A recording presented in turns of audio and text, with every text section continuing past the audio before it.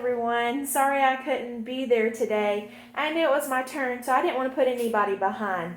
So the one that I had was a Think Aloud, and today I chose to read the book George and Martha by James Marshall.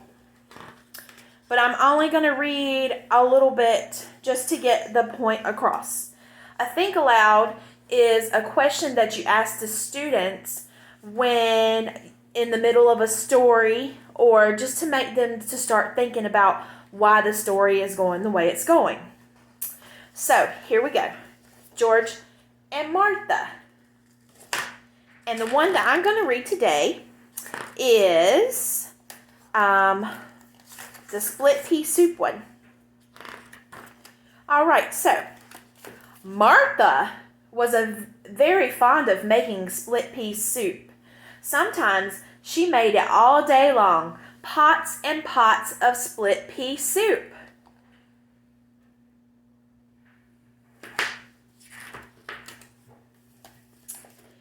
If there was one thing that George was not fond of, it was split pea soup. Why do you think that George didn't like split pea soup? As a matter of fact, George hated split pea soup more than anything else in the world. But it was so hard to tell Martha. Why do you think it was so hard to tell Martha that he didn't like the split pea soup?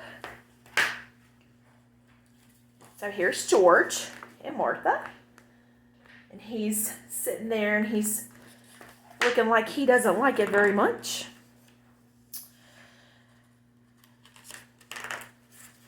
So one day after George had eaten 10 bowls of Martha's soup, he said to himself, "I just can't stand another bowl, not even another spoonful." So while Martha was out in the kitchen, George carefully poured the rest of his soup into his loafers under the table. "Now she will think I have eaten it." But Martha was watching from the kitchen. Oh no.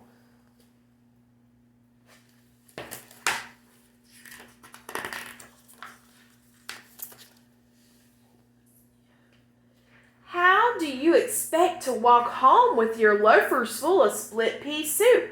she asked George. "Oh dear," said George, "you saw me. And why didn't you tell me that you hate my split pea soup?" "I didn't want to hurt your feelings," said George. "That's silly," said Martha. "Friends should always tell each other the truth. As a matter of fact, I don't like split pea soup very much myself.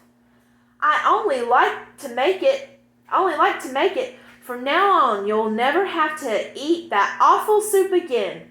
"What a relief," George sighed. "Would you like some chocolate chip cookies instead, said Martha. "Oh, that would be lovely," said George. "Then you shall have them," said his friend. There's George and Martha.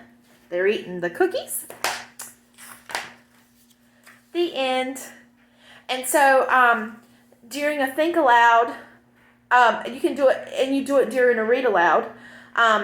You generate questions from the dialogue of the story. And so thank you very much.